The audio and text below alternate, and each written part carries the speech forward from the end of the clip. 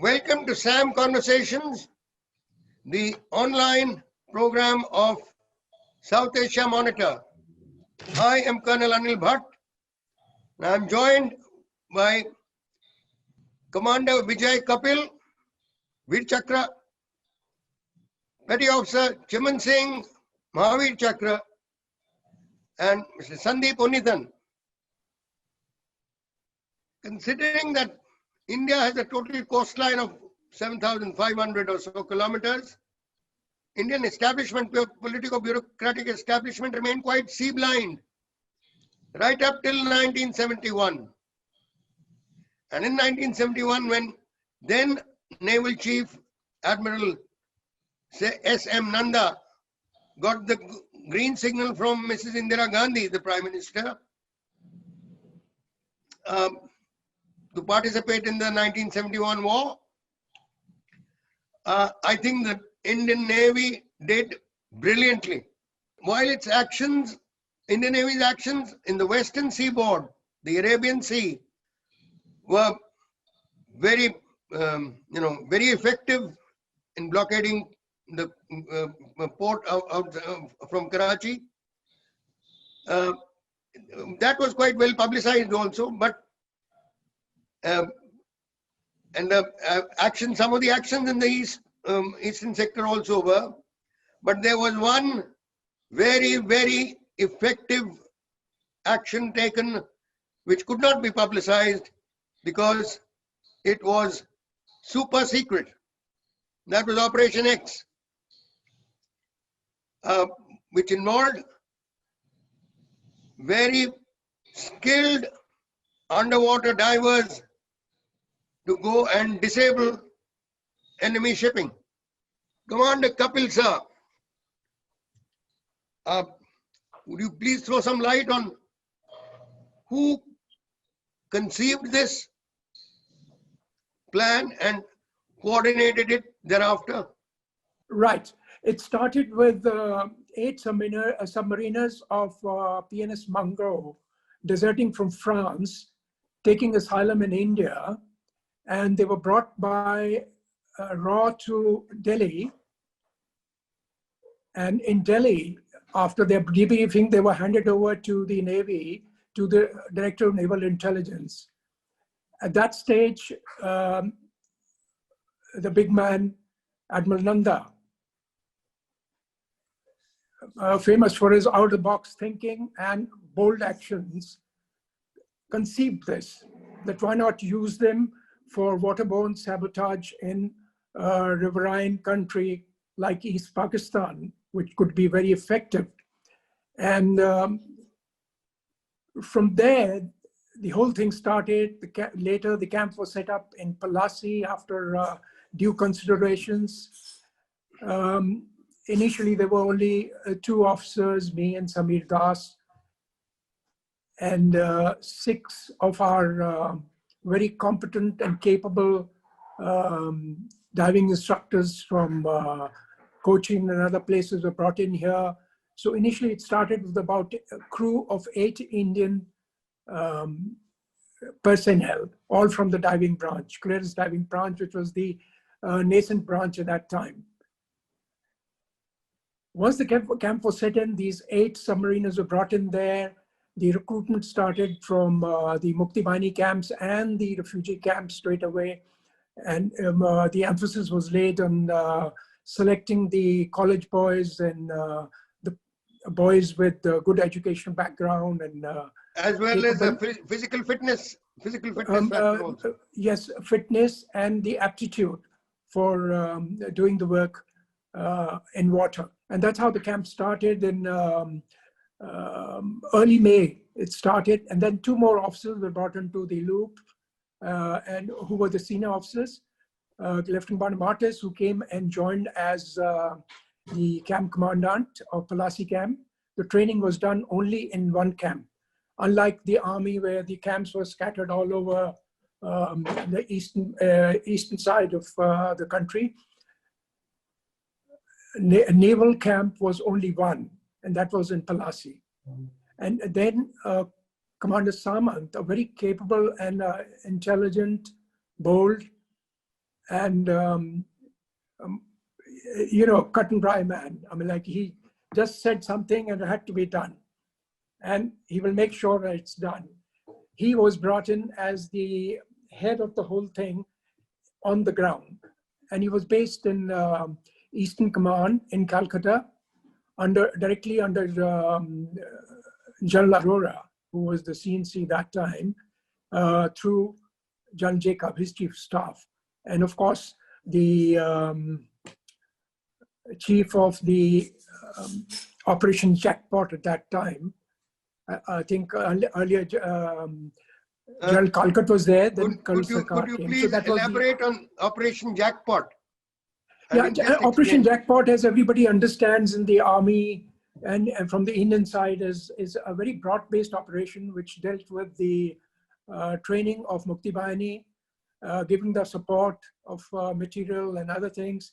But it also has a very great significance with the naval commandos, as all the boys we trained, they like to call themselves naval commandos of Bangladesh. So one particular operation, which was the first clandestine operation of pretty big magnitude and great results, was called Operation Jackpot. So in Bangladesh, if you ask people, they would say Operation Jackpot, oh yeah, Chittagong, they played up here. Okay. So that's how it's known. Now, coming to Petty Officer Chiman, sir. Sure.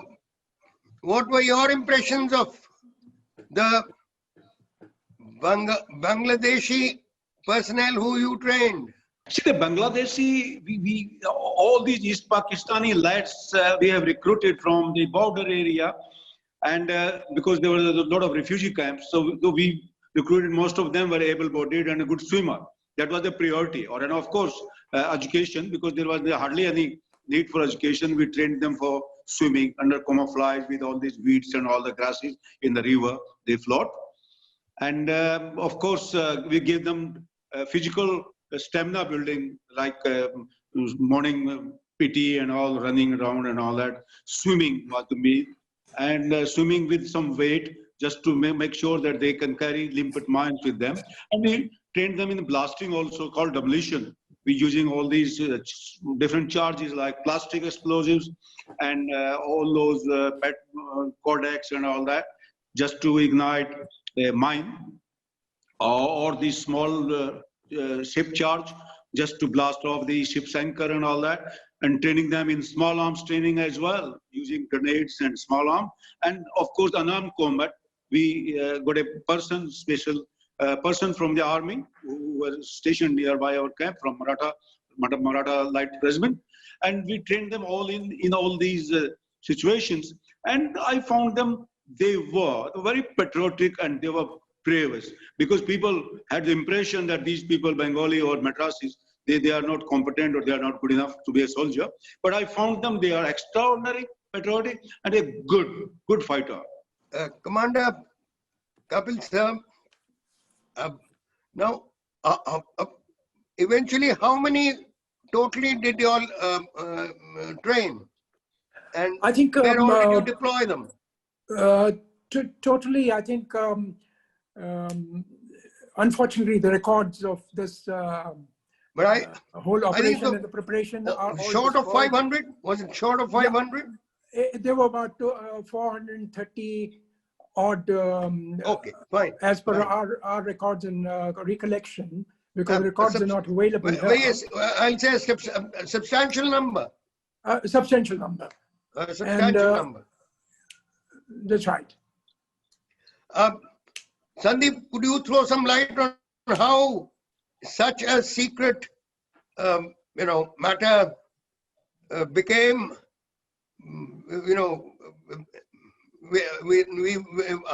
how did it reach the stage of your Captain Samant and you co-authoring this book? Thank you, Colonel Bhatt.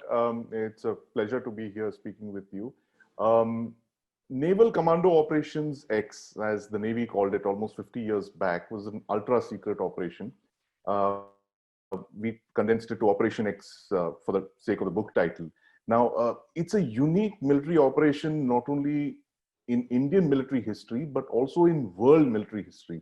Because just as Commander Kapil and Singh Saab was saying, that there has never been an example of so many civilians being trained in such a specialist task like becoming a naval commando in a very short period of time. Very We're short talking period, of something like over 400 civilians being trained to become specialist divers, surface swimmers, assault swimmers, and trained by some of our best officers and instructors like And in a Commander short time, Kapil. very And in short such time. a short time, Commander Kapil, No doubt. Petty Officer Chiman Singh, they set up a camp there, and within months they were training them in all these very specialist techniques that they learned overseas. And these are the diving branches among our finest, swimmers, instructors, divers, all of that. Now, they launched them into East Pakistan before the outbreak of the war. It was a covert operation. And they ended up sinking like 100,000 tons of shipping. It's, sinking, disabling. 100,000 tons of shipping is substantial. There is no record like this anywhere else in the world where you have such a large force. In fact, they were planning to end at something like 800 combat swimmers. That's the word for it. So this operation was actually planned to have gone on until 1972. They looked at it over a long period of time. And Commander Samant was the key person on the ground liaising between the army and naval intelligence. So it was actually an operation within an operation. So we had the umbrella Mukti Bahini training effort. And within that, you had this core group of naval divers training the naval commandos for these special operations. So it so happened a few years back, I met Captain Samant with Commander Kapil, and he was in the stage of writing his memoirs. He's no longer with us. He passed away, unfortunately, last year.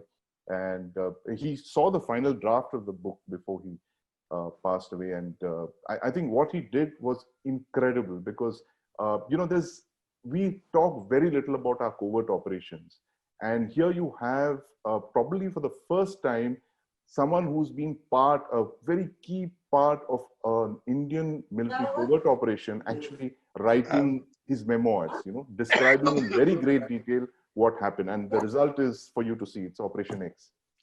And your proximity of getting so close to the Navy, is it because you're a naval brat yourself? Your father was in the Navy? Yes. So my father was in the Indian Navy, and he's a colleague. Him and Commander Kapil were in the Navy together. And so I have that advantage, if you can call it that. Advantage and affinity. Yes, for the services. And but I must say this to you, that he was also in the 71 war. I mean, they knew each other during 71, him and Commander Kapil, but he was even posted in the Directorate of Naval Intelligence shortly after the war. But this operation was so secret that even the people in the Directorate of Naval Intelligence were not aware of it. A lot of them did not know. They didn't know. And it was so secret. I'm glad you brought it out, that this would have, reached a stage of 800 trainees. But it's also military history that we, the Indian Armed Forces, Indian Army mainly, with the help of the Air Force and the Indian Navy, we were able to encircle erstwhile East Pakistan within 13 days and make an army, the Pakistan army of 93,000 surrender their arms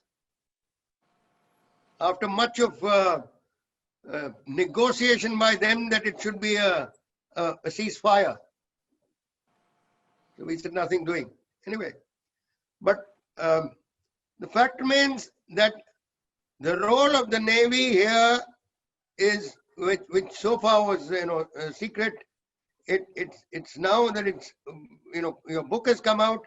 It's worth knowing for all Indians what was achieved then, and I'll say it can also be it is this achievement which eventually led to the raising of the Indian Navy's Marine Commandos, the Marcon. And I think they've probably not, again, all their actions cannot be spoken about or written about, but I'll say that Commander Kapil and Petty Officer Chiman, the boys who they trained and the feats which they achieved, they set a very, very exacting standard for what Marine commandos can be capable of. And I hope it has an impact on our inimical neighbors. Commander Kapil sir, would you throw some light on the casualties? Awardees and casualties? Yeah, fortunately, the casualties in this kind of operation are always world over expected to be about 20-30%. But here even operating them from August to December, these boys, the casualties which we had amongst the naval commanders of Bangladesh were not even 8%, 7-8%. So it's a great feat. And that was mainly because of the safe havens there, the well-knit network of the guides and the safe havens and the people on the underground workers in the ports and other things. So it is a remarkable thing. Unfortunately, one of our my colleague, a very great friend of mine, we joined the Navy together. We did the diving course together in UK. And the very first person who Admiral Mickey Roy had picked up as DNI to interact with these 8 ex-submariners was Samir Das. We lost him in September. And that was very unfortunate. Otherwise, I think the Indian side, the casualties in this sector on this operation was only Lieutenant Samir Das. So casualty-wise, I think we were very lucky and we were very fortunate, probably due to the good work. Chiman Sahab, you were injured. Chiman Sahab, you were injured. Yes, I was injured, yes. Sustained any? I was on the boat Padma and he was on another naval vessel. And so we sailed through Sundarbans. And later on, on the 8th of this, we were injured. Our boat was having some mines or something like that. The blasting was there and there was sympathetic blasting and it was burning and we were abandoned. I made sure, and a couple of our lads were finding difficult floating and all that. I did the help and we made sure. But I made sure I collapsed myself because I couldn't stand on the bottom as I was bleeding and injuring with my left right rocket injuries and all that. The Pakistani, they have challenged from the shore. I didn't respond. They fired on me. They fired shot on me. I was still lying. And when the air raid was cleared, they dragged me to the road and they dragged me all the way to nearby place. I don't know whether it was a hospital or their headquarters, but lately when I explained to Sandeep that this is the location of the places where we were kept, he himself went there and he found the room where we were kept, 3 of us. And then, of course, they must have operated upon me. And next day, when I gathered the consciousness, and I saw the two persons lying beside me in a small room, just lying on the floor. And lately, I was introduced, and they introduced themselves that one of them is Lieutenant Mitra and another one Lieutenant Natu from different boats, because I have never met them before.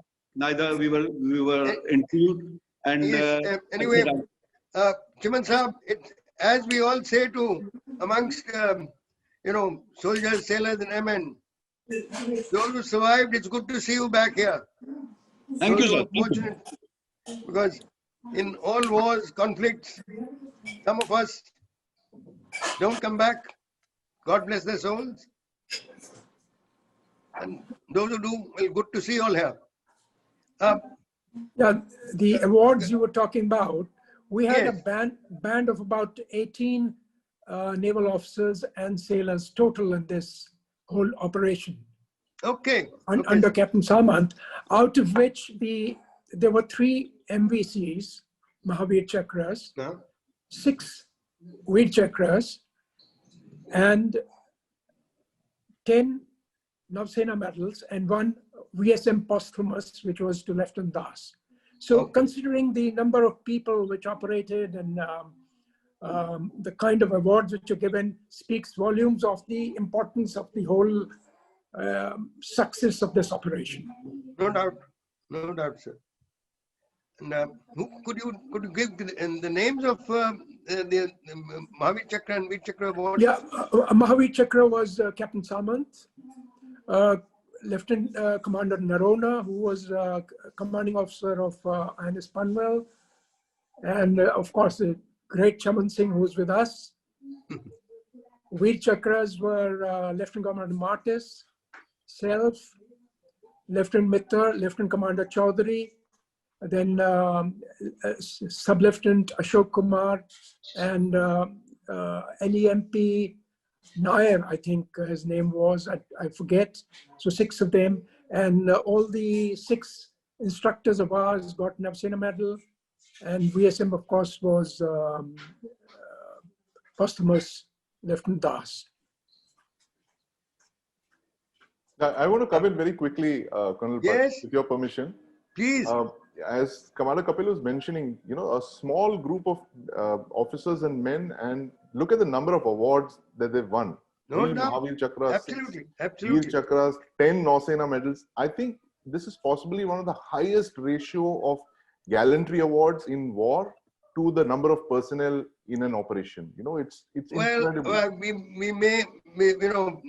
we've had so many now wars and conflicts since then.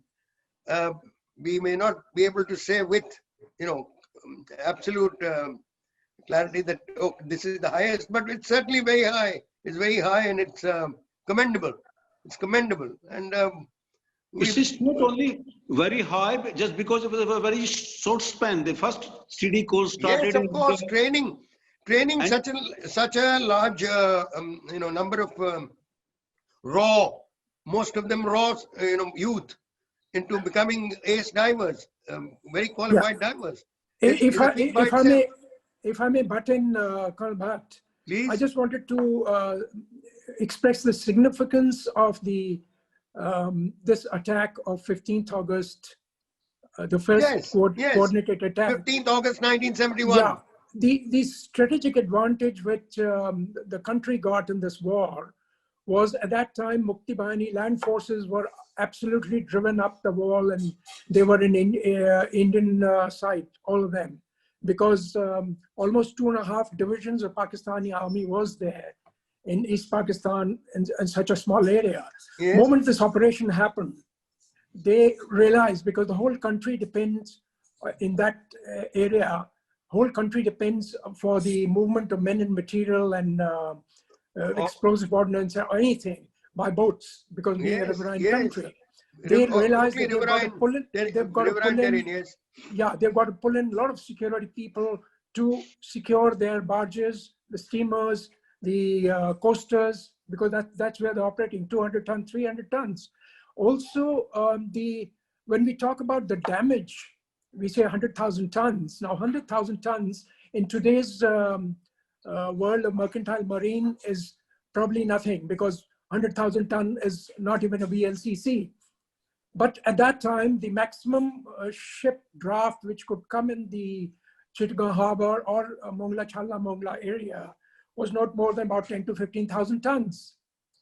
So while we talk about 7, 8, or maybe maximum 10 big ships, which are 10 to 15,000 tons, we are talking about the rest of the 30,000 tons as the 200 tonners and 300 tonners and 50 tons and things like that. So imagine the amount of number of these small vessels have been hit, which were the lifeline of the transportation of goods and men in that country.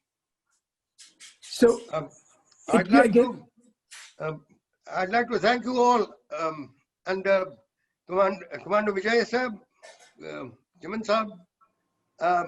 I trust Sandeep. I'm sure this should their deed should be a very solid inspiration to our soldiers, sailors, and air warriors in the days to come, where we now not seem to be where we are under the threat of two adversaries, not just one.